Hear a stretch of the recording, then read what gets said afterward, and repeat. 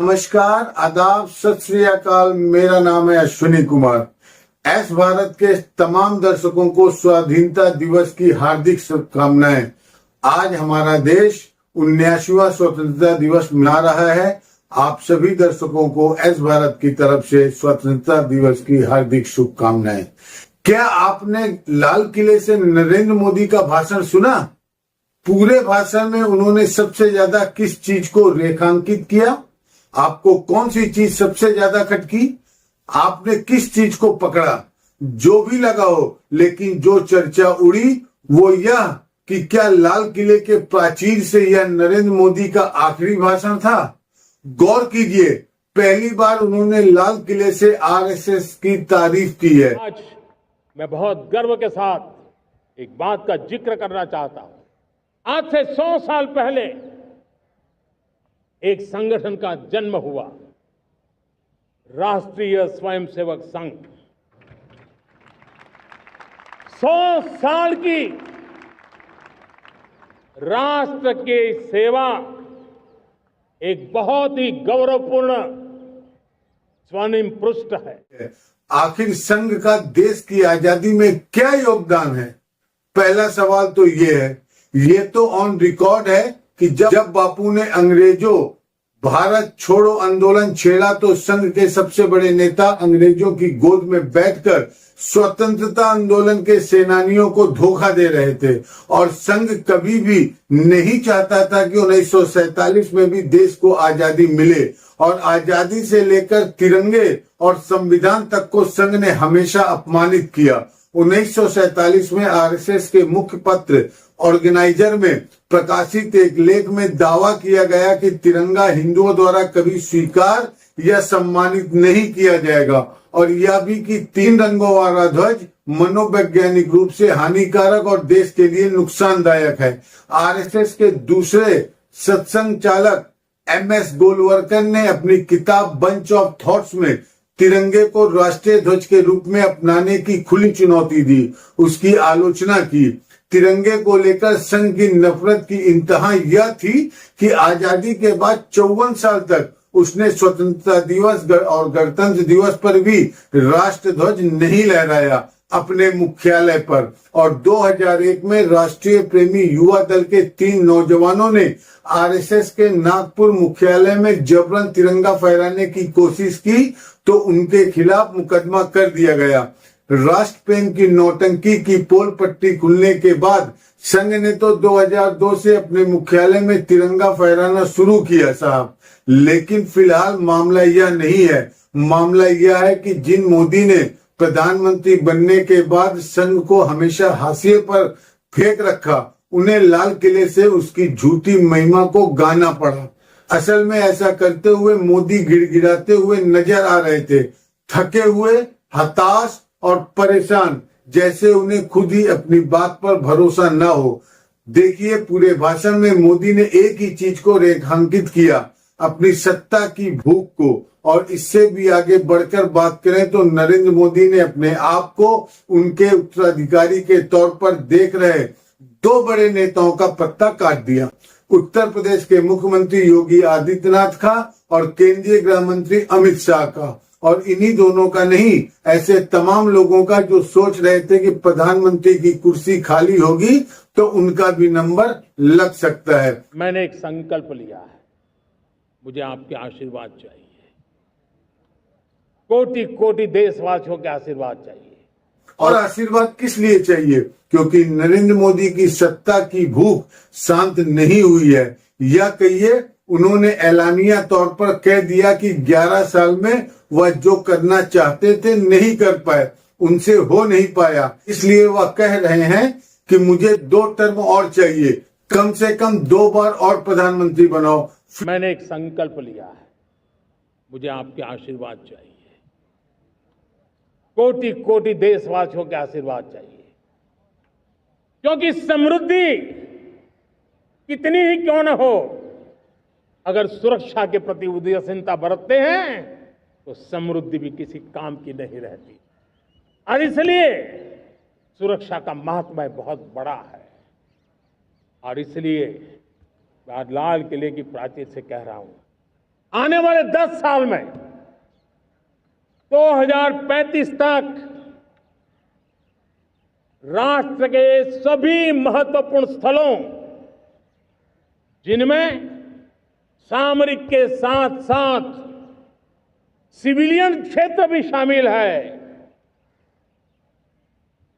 जैसे अस्पताल हो, रेलवे हो, जो भी आस्था के केंद्र हो,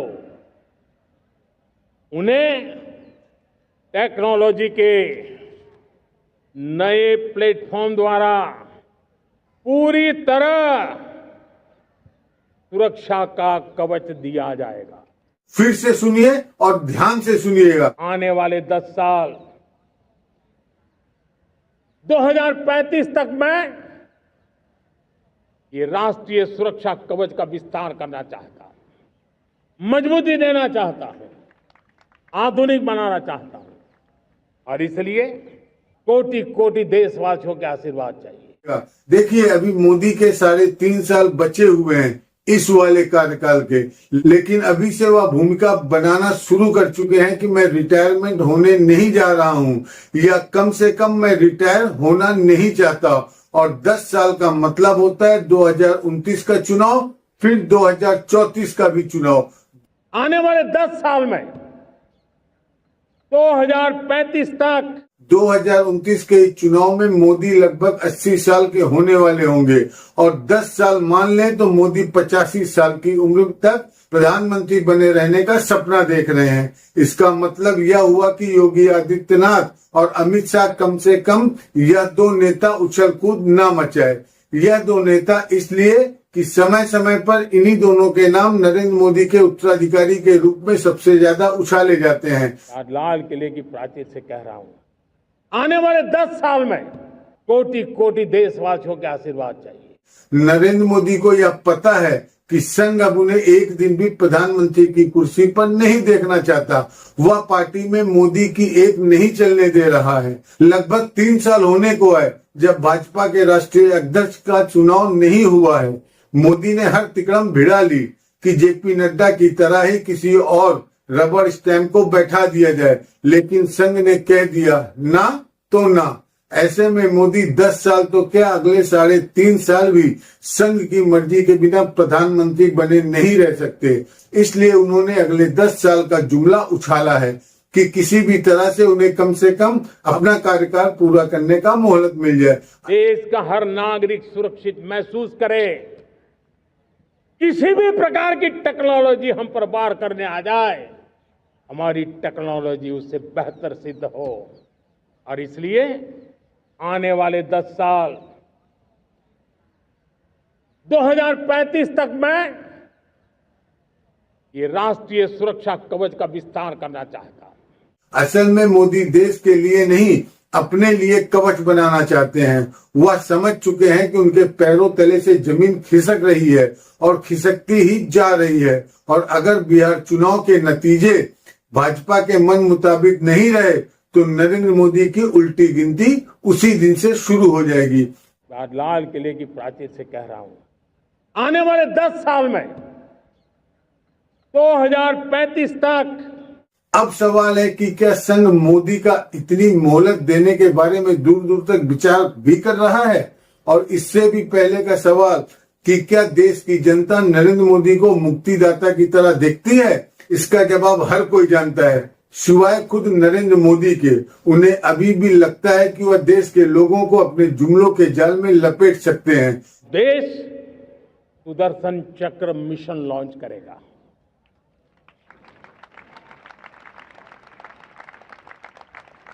ये मिशन सुदर्शन चक्र एक पावरफुल वेपन सिस्टम दुश्मन के हमले को न्यूट्रलाइज तो करेगा ही करेगा। क्या करेगा? क्या करेगा? न्यूट्रलाइज तो करेगा ही करेगा। जरा फिर से बोलिएगा, कहीं आप न्यूट्रलाइज तो नहीं बोलना चाह रहे थे? हमले को न्यूट्रलाइज तो करेगा ही करेगा। ओह, ओके, समझ गए। मोदी जब इस तरह की लफाजी कर रहे थे तो सामने की कुर्सियों पर जनता ऊँघ रही थी। और तो और बीच भाषण से ही लोग उठकर जाने लगे थे। लोग ऐसे ही नहीं एक दूसरे से पूछ रहे हैं कि क्या लाल किले की प्राचीर से या नरेंद्र मोदी का अंतिम भाषण था। हमने भारत के इस मिशन सुदर्शन चक्र के लिए कुछ मूलभूत बातें भी तय की है। आने वाले 10 सालों में हम उसको प्रखरता से आगे बढ़ाना चाहते हैं।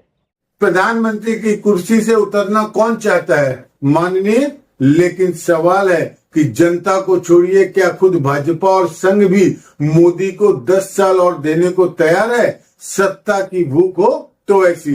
इस वीडियो में इतना ही, लेकिन अगर आपने एस भारत हिंदी को अब तक सब्सक्राइब नहीं किया तो फौरन कर लीजिए।